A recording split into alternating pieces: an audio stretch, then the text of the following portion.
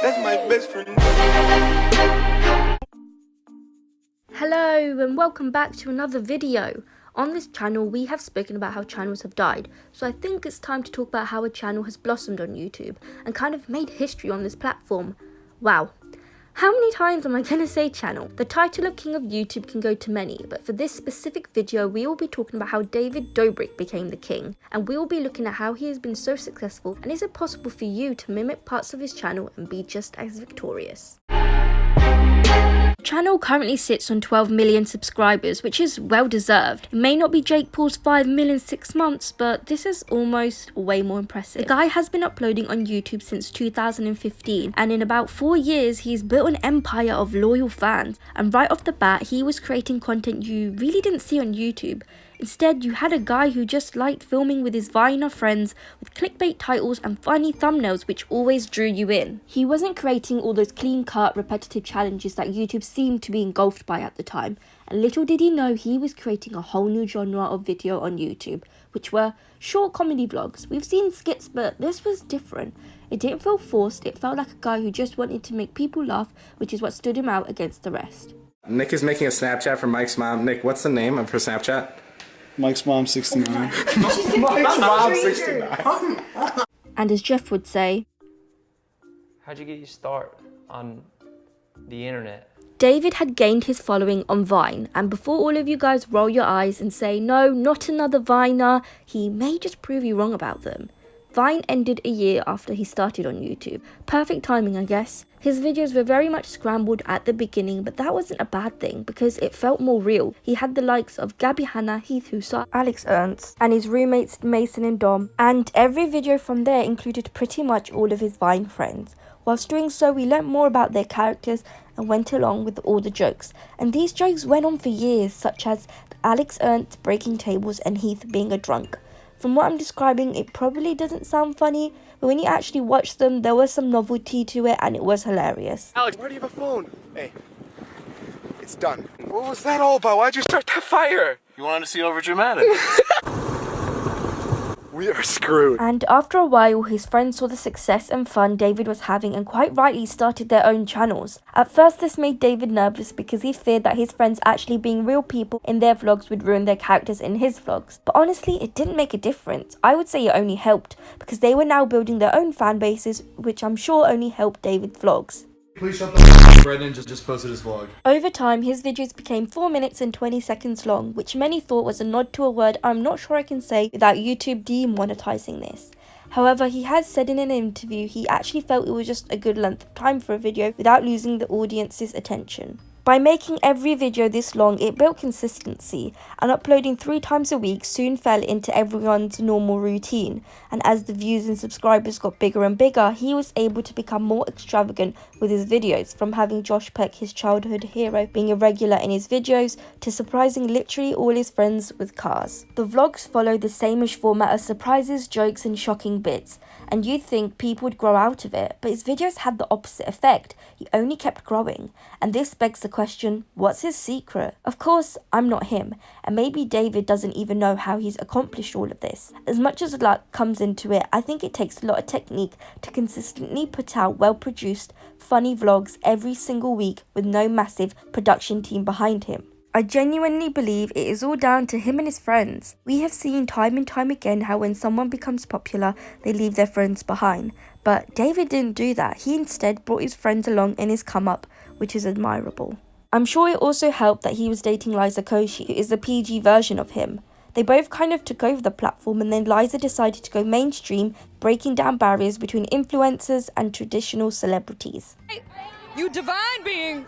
Oh, she's so heavenly. Usually when someone blows up on YouTube, it comes with a lot of hate, but David seems to be immune from all negative comments. I've scoured his comment sections and not found one bad comment. Even on all his social media platforms, it's just nice comments, which is pretty rare to see nowadays on any platform, and this could be because he isn't a controversial person. He himself pretty much stays away from all YouTube drama and seems to give everyone the benefit of doubt. Even when an interviewer asked David on his opinions about the Shane controversy and the Olivia Jade college scam, he was polite and kind, and all the comments were denouncing the interviewer and calling her out for being rude by asking insensitive questions.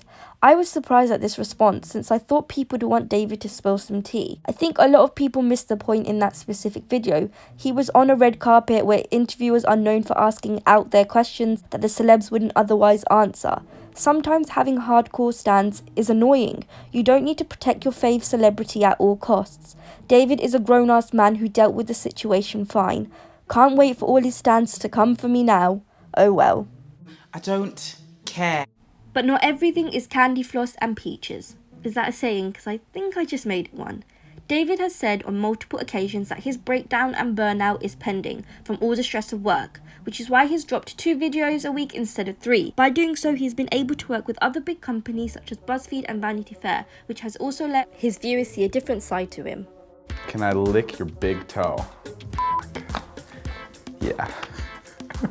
David has confessed on multiple occasions how he feels drained and how he wants to stop vlogging at some point and is surprised that he's still doing so now. He wants to be on something like Netflix, which is no surprise. The guy films everything pretty much on his own and edits and uploads multiple times a week. And it's not like your basic vlogs where people just show you what they're eating. These were mini movies. For the past 2 years, I think I turned down every meeting I possibly could have because I had all my vlogs take so much time. He has even mentioned how he isn't earning what he should be on the platform because of the content he is making, and if it's not demonetized then it's claimed by the corporations that own the music he adds in his videos. But he can't constantly add royalty-free music because it takes away from the message of the video. When Heath is grinding on Zayn, we need those songs to pretend we didn't just witness that. No, yeah, demonetization is a big thing. Maybe like bottom 3 paid in my friend group for my videos because my videos just get hit. All my videos get hit. The only controversies I could find was his Native American bit, to which David apologized for and took down, and the Trisha Paytas drama where people called David out for making hurtful jokes with Jason about other girls, but some of those videos have also been taken down. But the vlog squad as a whole have had a few scandals. Firstly, Dirty Dom being called out for being inappropriate with girls, but that didn't seem to go anywhere, other than Elijah Daniel tweeting about it. I swear he's the only guy that doesn't care about the person who did the wrongdoing and the hate he could garner. He'll call them out regardless. Big up to him. Dirty Dom then had to reinvent himself and called himself the changed man. Then there was Brandon Calvillo, who was caught out for being with an underage girl, but people seem to have forgiven him for it. Let me know if I've missed any other scandals. The fact that David himself hasn't had any major scandals could be the reason why he can be deemed the king of YouTube. And this is the very reason why I haven't said Shane Dawson or PewDiePie are kings of YouTube, because they've had a lot of scandals revolving around them for a couple of years now, and the media have completely vilified them, whilst David is liked by traditional media, even if YouTube barely puts him on the trending page. So is it possible to mimic David Dobrik? Honestly, I don't think you can. David likes to say that they're just a group of friends hanging out and made it, but what people need to realise is that the majority of the group started on Vine because they thought they were funny, so they already understood the climate of social media and how to gain people's attention. So I think a random group of friends from, let's say, Ohio couldn't do the same. No offense, Ohio. If you go back to early vlogs from David, they are chill, but their comedy was always timed correctly, and there seemed to be a general consensus that they would go to extremes to make sure David gets a good video, which isn't a bad thing. However, that's not to say a group of friends on YouTube can't do well at all, but I just think you cannot mimic David. Many have said that David has all of them on contracts, which I think is very much not true. They all seem like actual friends, which is why the videos feel real, and that makes them more entertaining.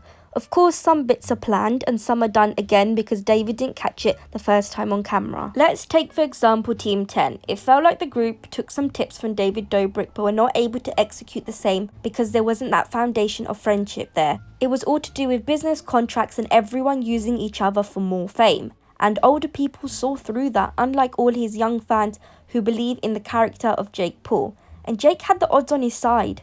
He had a following from Vine and the resources to be successful on the platform, but he instead went the opposite direction and targeted a younger audience, which is fair enough.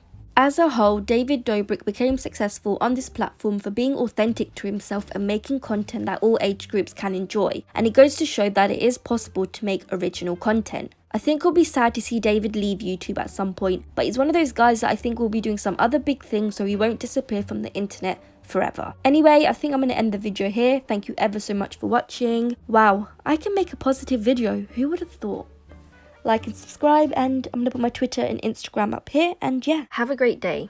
They're like a superhero, and I'm like, I'm like the person who's getting saved. What am I saving you from? Being lonely.